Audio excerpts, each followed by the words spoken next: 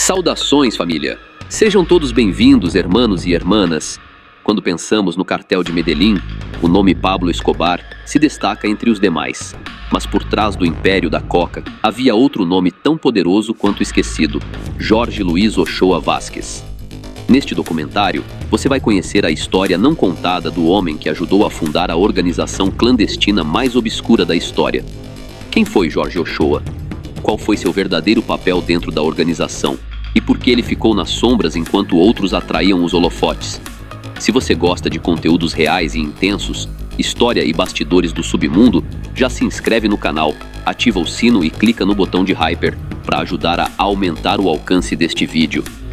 Agora, prepare-se para uma jornada reveladora pelo submundo colombiano, com detalhes que a mídia nunca mostrou. Bora pro vídeo.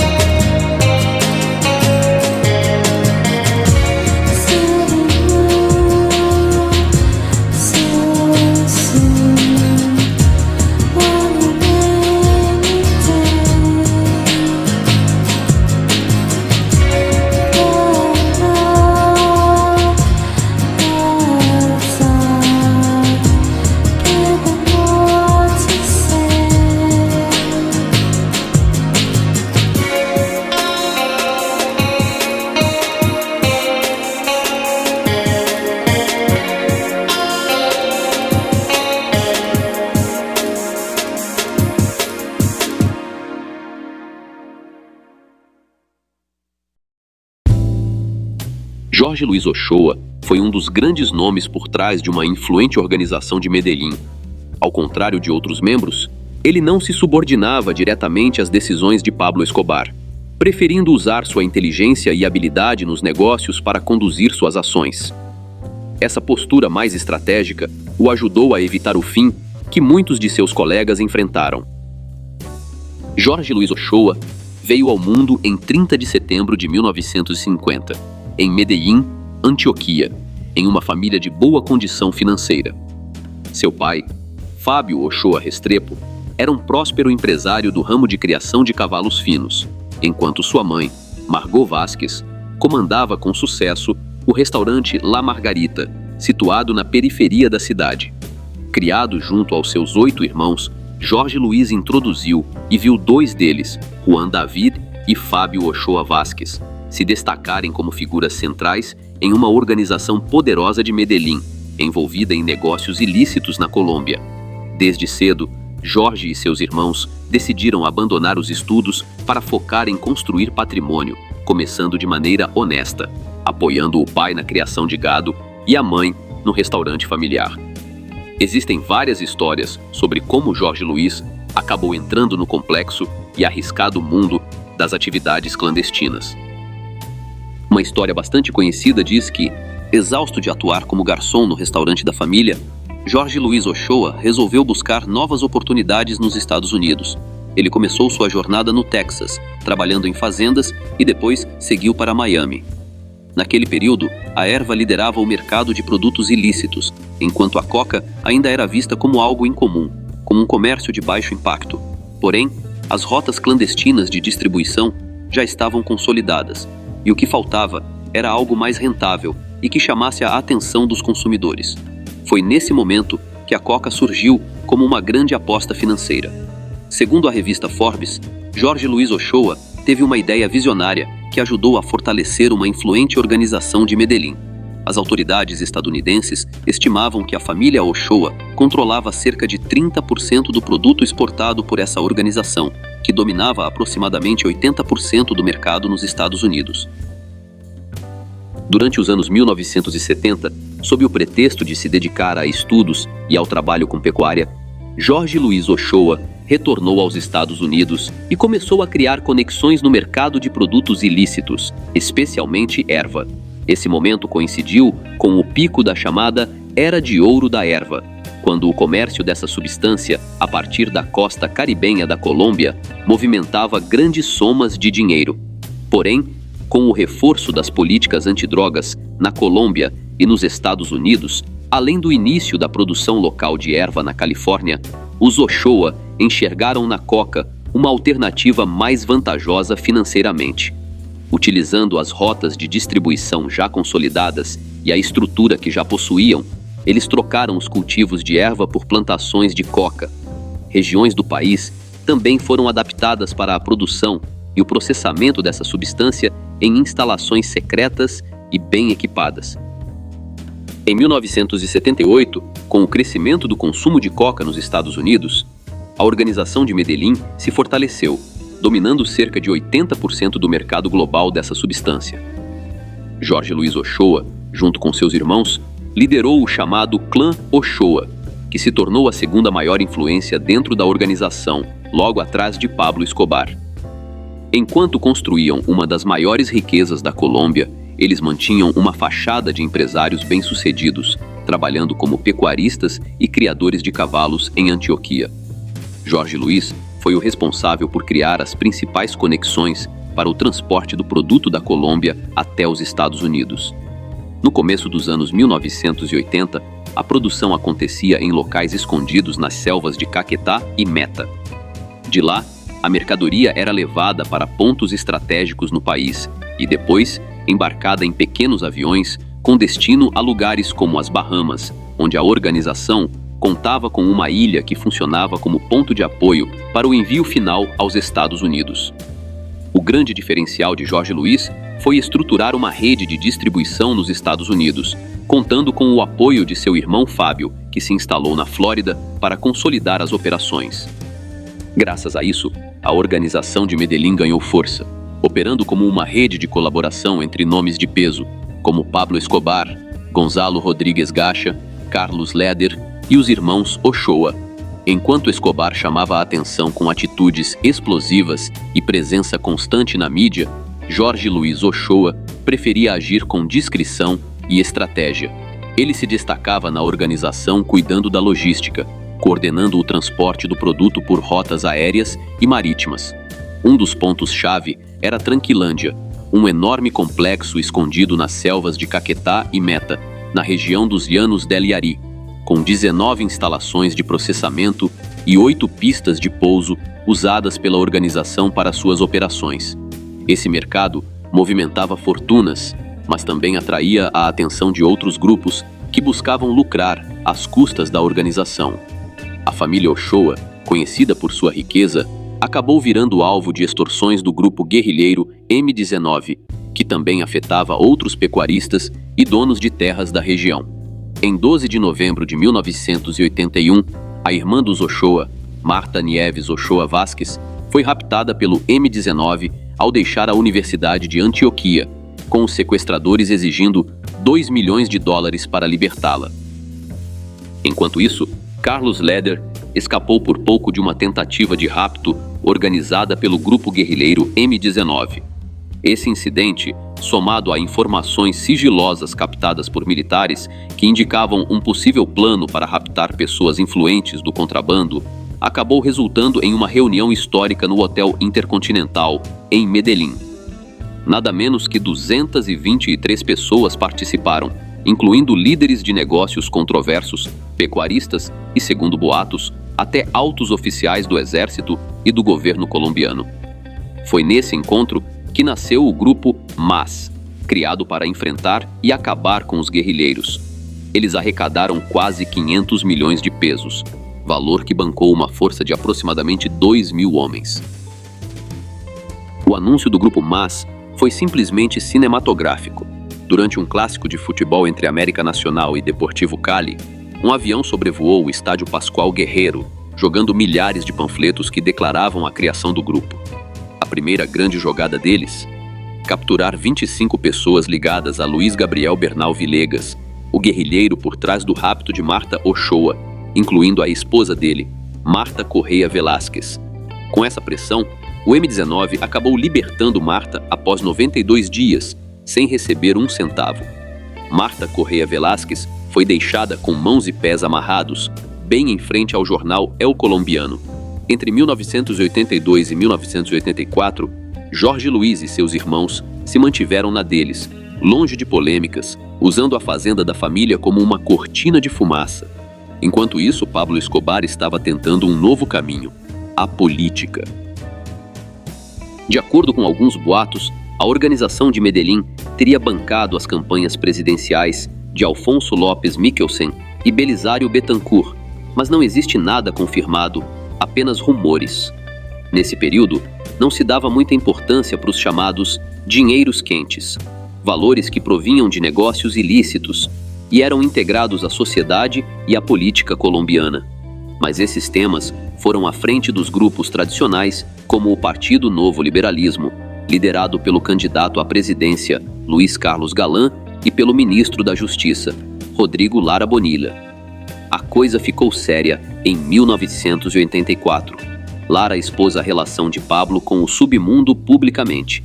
Em março, a polícia, comandada pelo coronel Jaime Ramírez e com Lara Bonilla supervisionando, destruiu o complexo de Tranquilândia. E após esses fatos, a resposta veio pesada. Em 30 de abril de 1984, 2 integrantes do grupo Los Quesitos deram de baixa em Lara Bonilla, no norte de Bogotá.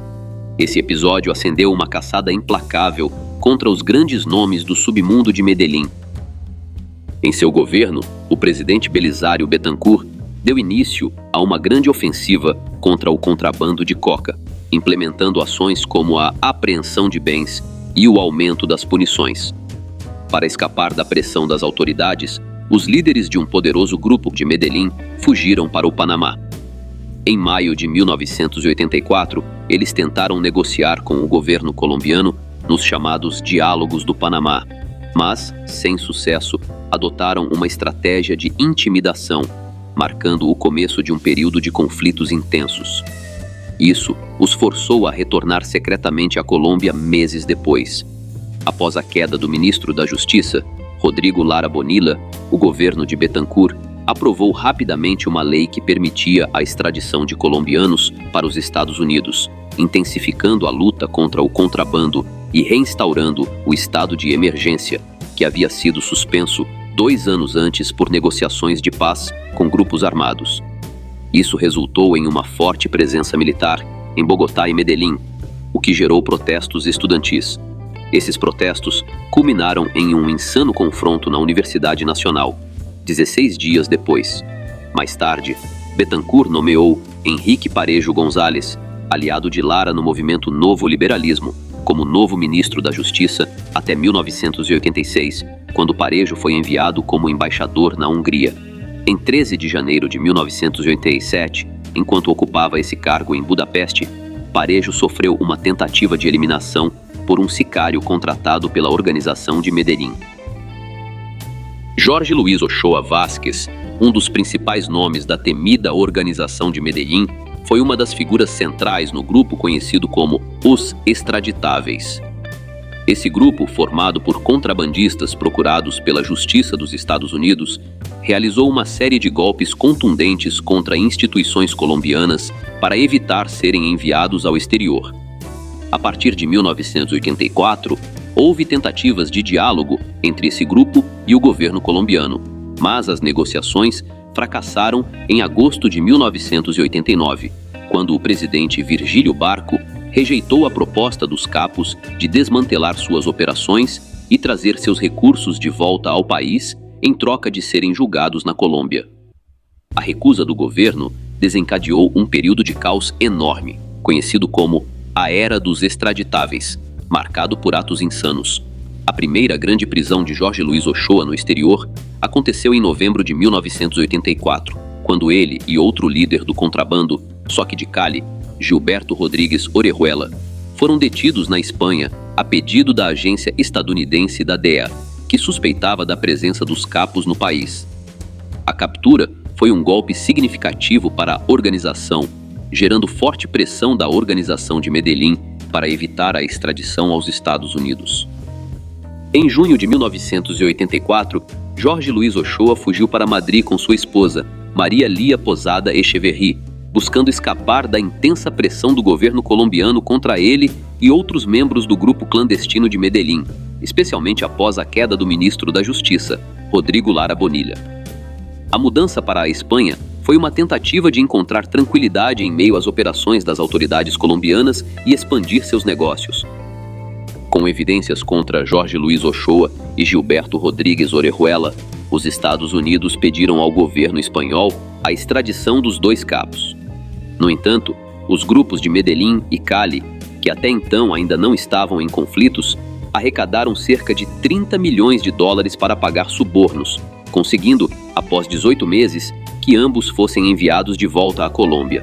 Em julho de 1986, já em solo colombiano, Ochoa enfrentou um processo judicial em Cartagena por acusações relacionadas ao transporte ilegal de animais. Ele foi condenado a 1 ano e 8 meses de prisão, mas conseguiu liberdade sob fiança, com a condição de comparecer ao tribunal a cada 15 dias. Como esperado, ele nunca apareceu, gerando grande polêmica e questionamentos sobre a eficiência do sistema judicial colombiano no combate ao contrabando. A segunda prisão de Ochoa ocorreu em novembro de 1987, em uma operação no Vale do Cauca. Há suspeitas de que sua captura foi facilitada por informações fornecidas pelo grupo rival de Cali.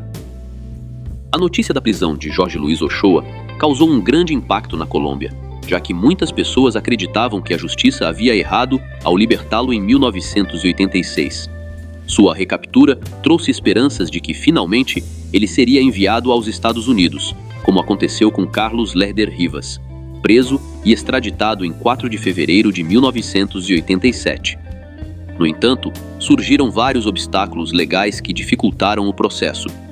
Primeiro, não havia um mandado de prisão específico para extradição contra Ochoa.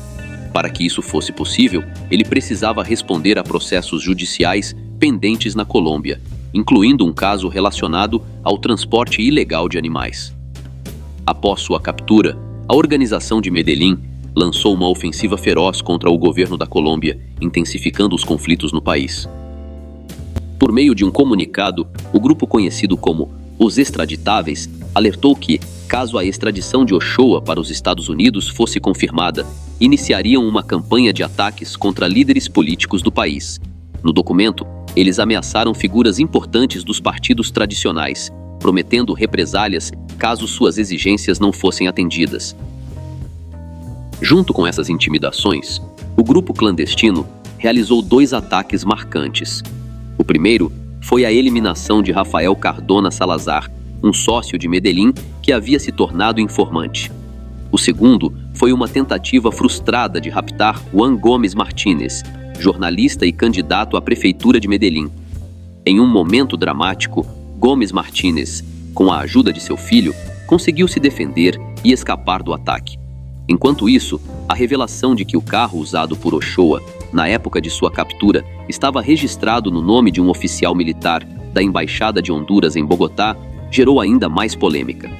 O ministro da Justiça, Henrique Lou Murtra, fez grandes esforços para impedir a liberação de Ochoa, mas enfrentava uma corrida contra o tempo. Apesar da pressão do presidente Virgílio Barco, o governo não possuía um mandado de prisão com fins de extradição, o que significava que, legalmente, Ochoa ainda poderia ser solto. No dia 30 de dezembro de 1987, Jorge Luiz Ochoa recuperou sua liberdade após apenas 27 dias preso, graças a um recurso apresentado por seu advogado, que argumentou a falta de justificativa legal para mantê-lo detido.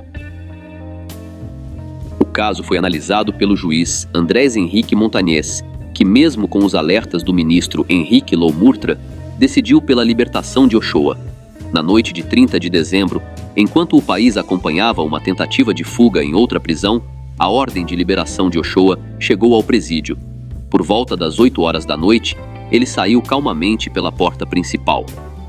Como consequência, o juiz Montañez foi investigado pela Justiça Criminal e o diretor do presídio enfrentou acusações, embora tenha alegado que estava lidando com a crise em outra prisão e não podia desobedecer à ordem judicial. Mais tarde, o ministro Lou Murtra conseguiu emitir 5 mandados de prisão com fins de extradição contra líderes do grupo de Medellín. Em 30 de abril de 1991, Henrique Lou Murtra foi dado de baixa em Bogotá por sicários contratados. Na época, ele já não era ministro mas continuava sendo uma voz ativa contra o contrabando de pó e a favor da extradição. O ato foi atribuído a ordens de Pablo Escobar, que o via como uma ameaça. A eliminação aconteceu em meio a uma grave crise de segurança na Colômbia, durante um período em que Escobar intensificava seus atos contra o governo e figuras que apoiavam sua captura. Ainda em 1991, as revistas Fortune e Forbes estimaram que a fortuna de Jorge Luiz Ochoa chegava a 2 bilhões de dólares, colocando-o entre as 20 pessoas mais ricas do mundo. Apesar dos esforços do governo colombiano e dos Estados Unidos para extraditar Jorge Luiz Ochoa, sua proximidade com Pablo Escobar garantiu proteção. Pablo, conhecido por sua lealdade aos aliados, exerceu grande influência para impedir que Ochoa fosse enviado aos Estados Unidos, dificultando qualquer tentativa de extradição. A segunda prisão de Ochoa, em 1987, foi inicialmente vista como uma vitória das autoridades, mas a ausência de um mandado de extradição, combinada com a pressão da organização de Medellín, permitiu que ele fosse libertado rapidamente. Esse episódio expôs as fragilidades do sistema judicial colombiano, que deixou um dos maiores líderes do contrabando de pó sair praticamente sem consequências. Mesmo assim, a pressão do governo e da comunidade internacional cresceu com o tempo, pavimentando o caminho para os eventos que levaram à queda do grupo de Medellín nos anos seguintes. A terceira captura de Jorge Luiz Ochoa, desta vez por escolha própria, aconteceu em 15 de janeiro de 1991. No átrio de uma igreja em Caldas, Antioquia, Jorge Luiz Ochoa foi recebido pela então diretora do Departamento de Instrução Criminal, Marta Luz Hurtado. Com a chegada de César Gaviria à presidência da Colômbia, em 1990, o governo lançou uma estratégia para desmantelar o grupo clandestino de Medellín, oferecendo benefícios judiciais a contrabandistas que se entregassem voluntariamente. O plano incluía a garantia de não extradição para os Estados Unidos, uma das maiores preocupações dos líderes do contrabando, além de redução de penas e a promessa de julgamentos justos no país. Nesse contexto, Ochoa decidiu se entregar após negociações que resultaram em um decreto presidencial assegurando que ele não seria extraditado. Após ser detido, ele foi julgado por delitos ligados ao contrabando de coca. O Tribunal Penal o condenou a 8 anos e 4 meses de prisão, além de pagar uma multa equivalente a 100 salários mínimos e entregar ao governo a propriedade Fazenda La Clara, localizada em Codazzi, no departamento de César, avaliada em 2 bilhões de pesos. Graças a benefícios processuais e redução de pena por bom comportamento, a sentença de Ochoa foi reduzida para 5 anos, 5 meses e 21 dias, permitindo que ele fosse libertado antes do esperado. Em 1996, ele conquistou a liberdade e, aparentemente, se afastou das atividades do submundo que o tornaram um dos homens mais procurados do mundo.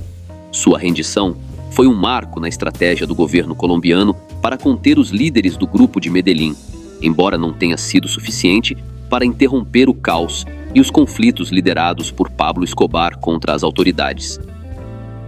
John Jairo Velázquez Vázquez, conhecido como Popeye, apontou Jorge Luiz Ochoa como uma figura central na onda de violência que marcou a Colômbia. Segundo Popeye, Ochoa teria colaborado para trazer ao país um integrante de um grupo clandestino basco, conhecido como Miguelito. Esse indivíduo teria treinado os homens de Pablo Escobar no uso de explosivos acionados remotamente, permitindo que a organização de Medellín intensificasse seus ataques contra o governo colombiano. Velázquez também atribuiu a Ochoa a responsabilidade intelectual por diversos delitos de grande impacto que abalaram o país. Um dos casos mais marcantes foi a eliminação de Guillermo Cano Izaza, diretor do jornal El Espectador, em 17 de dezembro de 1986, em Bogotá. Cano, um firme opositor do contrabando, foi dado de baixa por sicários contratados pelo grupo de Medellín ao sair da redação do jornal, um ato que se tornou um divisor de águas na luta contra o submundo organizado. Anos depois, em 18 de agosto de 1989, a eliminação do pré-candidato presidencial Luiz Carlos Galán Sarmiento chocou a nação. Durante um evento de campanha em Soacha, Galán, um dos maiores inimigos do contrabando, foi atacado a tiros na frente de milhares de apoiadores em um episódio que revelou o poder de intimidação das organizações clandestinas sobre a política colombiana. Em 18 de janeiro de 1988, outro evento demonstrou a capacidade de intimidação do grupo de Medellín: o sequestro de Andrés Pastrana Arango, então candidato à prefeitura de Bogotá, ordenado por Pablo Escobar. O rapto foi uma mensagem clara à classe política. Embora Pastrana tenha sido libertado uma semana depois, o caso deixou evidente que ninguém estava imune à cobrança de Pablo. Entre 1989 e 1993, Medellín se transformou em um cenário de guerra, com cerca de 500 policiais eliminados nas ruas, alvos do confronto declarado pelo grupo clandestino contra as forças de segurança. Jorge Luiz Ochoa foi apontado em investigações como uma figura ligada à eliminação de líderes que combateram o contrabando de coca na Colômbia. Esses homens, que desafiaram os grupos do submundo com determinação, muitas vezes pagaram muito caro. Um caso marcante foi o do ex-coronel da polícia Jaime Ramírez Gomes, que liderou a Operação Tranquilândia em 1984, uma das maiores ofensivas contra o contrabando no país. Durante a operação, foram apreendidas aeronaves pertencentes a capos, o que fez de Ramírez um alvo direto dos líderes de Medellín. 2 anos depois, em 17 de novembro de 1986, ele foi dado de baixa em Bogotá, em um ataque considerado uma retaliação por seu trabalho contra o submundo organizado. Outro golpe contra o governo ocorreu em 18 de agosto de 1989, com a eliminação do comandante da polícia de Antioquia, Valdemar Franklin Quintero, em Medellín. O ataque, extremamente insano, chocou o país, especialmente por ter ocorrido no mesmo dia da queda de Luiz Carlos Galán Sarmiento, em Soacha. Investigações revelaram que um helicóptero ligado à família Ochoa Vázquez foi usado no atentado contra Franklin Quintero, aumentando as suspeitas sobre a participação de Jorge Luiz nos ataques às forças de segurança. A perseguição contra aqueles que lutavam contra o contrabando, no entanto, não parou por aí. O coronel Hugo Martínez Poveda, líder do bloco de busca, também foi alvo de ataques, mas, ao contrário de outros oficiais, conseguiu sobreviver e continuar seu trabalho. Ele foi o responsável por comandar a operação que resultou na queda de Pablo Escobar, em 2 de dezembro de 1993. Sua resistência aos ataques representou um duro golpe moral para os capos, que não conseguiram silenciá-lo como fizeram com tantos outros. Atualmente, pouco se sabe sobre o paradeiro de Martínez, que evita a exposição pública e não concede entrevistas. Há relatos de que ele participa de feiras de gado e gosta de viajar de motocicleta Harley Davidson, partindo de Antioquia, sua terra natal, até a costa caribenha da Colômbia. Seu irmão Fábio revelou que, durante o tempo na prisão, Jorge Luiz demonstrou interesse em projetos de energia limpa, embora não haja muitos detalhes, já que ele prefere manter um perfil discreto. Em 2024, Fábio Ochoa Vázquez foi deportado para a Colômbia após cumprir 20 anos de prisão nos Estados Unidos, o que trouxe a família Ochoa de volta aos holofotes da mídia. Jorge Luiz, no entanto, continua afastado da vida pública. Diferentemente de outros líderes de Medellín, Jorge Luiz Ochoa evitou tanto a extradição quanto o caixão, como aconteceu com Pablo Escobar e Gonzalo Rodríguez Gacha. Ele não foi alvo de emboscadas, não terminou em uma prisão nos Estados Unidos e também não se tornou um alvo em conflitos. Após sua libertação, Ochoa simplesmente sumiu dos olhos do público. Disse que ele levou uma vida reservada, sem nenhum grande problema com a justiça. No entanto, o destino de sua fortuna e seu possível papel na reestruturação do contrabando de coca após a queda da organização de Medellín permanecem um mistério. Enquanto outros líderes do submundo continuaram operando na clandestinidade, Ochoa optou pelo silêncio. Embora seu nome não tenha desaparecido dos noticiários, sua história é um lembrete de como o contrabando transformou a Colômbia e até que ponto o poder financeiro conseguiu influenciar o sistema judicial. Diferentemente de muitos de seus contemporâneos, que enfrentaram finais trágicos, Ochoa conseguiu evitar a extradição e reconstruir sua vida, um privilégio raro para alguém em sua posição. Hoje, ele vive discretamente, envolvido com atividades pecuárias e afastado do submundo. Por fim, Jorge Luiz Ochoa Vázquez permanece como uma figura marcante na história do contrabando colombiano, um homem que saiu ileso às disputas que ele mesmo ajudou a iniciar.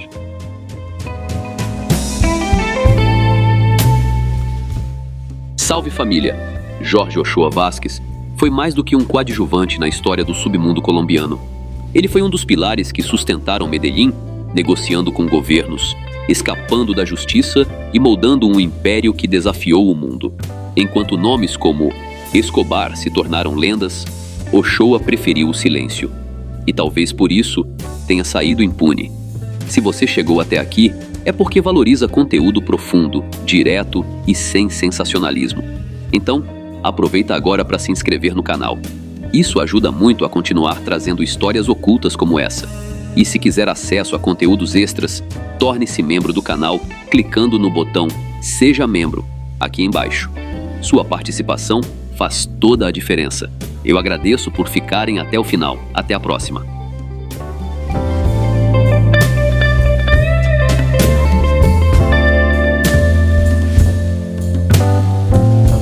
Sejam todos muito bem-vindos à loja do canal. Vocês amam séries e filmes que marcaram suas vidas? Agora é hora de levar seus ícones favoritos para onde você for. Na loja do canal, temos as melhores capas personalizadas para celulares, com designs exclusivos dos maiores sucessos do cinema e das séries. Quer o clássico terno preto de um mafioso icônico? A imagem que te marcou no filme? Ou o rosto marcante daquele personagem inesquecível? Aqui você encontra tudo isso e muito mais. Capas feitas com qualidade premium, alta definição de imagem e materiais resistentes para proteger seu celular com muito estilo. Entregamos em todo o Brasil, com frete rápido e pagamento fácil, porque seu celular merece ser único, assim como você. Acesse agora mesmo e conheça todos os nossos modelos. O site está nos comentários fixados. Aqui deixamos seu celular com a cara das suas histórias favoritas. Transforme sua paixão em proteção.